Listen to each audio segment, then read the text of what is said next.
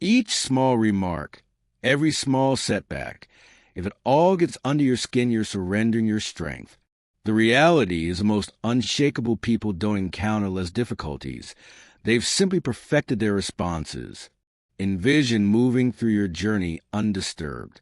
No more overthinking, no explosive responses, only absolute command.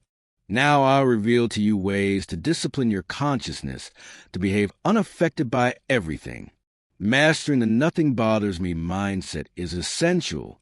The world is full of distraction. People's opinions, constant annoyances, sudden obstacles. Suppose I explain that genuine power emerges from perfecting purposeful neutrality? The essential factor is developing to separate your feelings from external circumstances. When you allow external events to command your emotions, you transform into a marionette to forces beyond your control.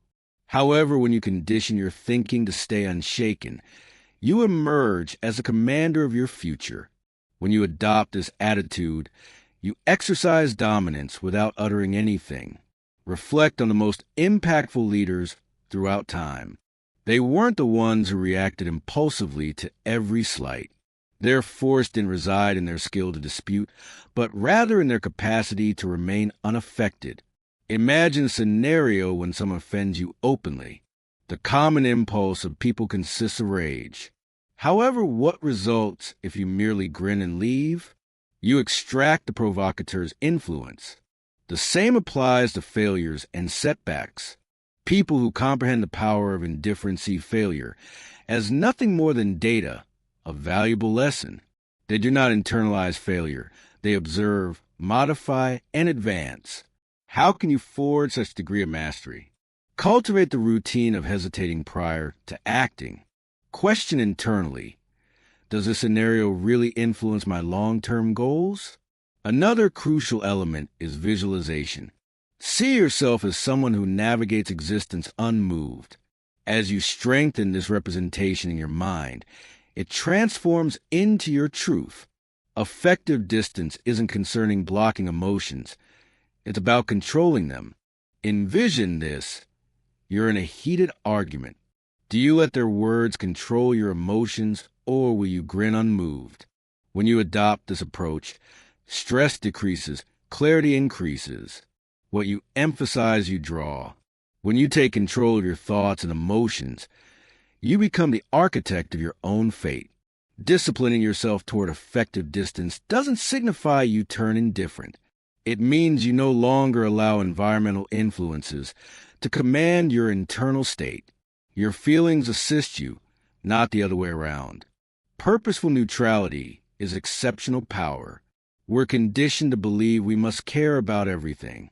But true freedom comes when you realize that numerous matters are insignificant. Indifference doesn't mean apathy. It indicates choice. Not every battle is worth fighting. As you cease responding to any small disturbance, you recover mastery. Cease pursuing validation. Chasing acceptance is entrapment. The second you provide another person's strength to define your worth, you surrender command over your individual journey. Genuine certainty isn't granted. It's built through self-reliance. The most charismatic people don't beg for approval. They own who they are, defects in everything. Independence emerges when you abandon the requirement to be accepted by all. Regardless of your actions, someone will constantly comment. So, why waste your energy trying to please everyone? If you want to break free from the approval trap, begin by questioning internally whose opinion truly matters.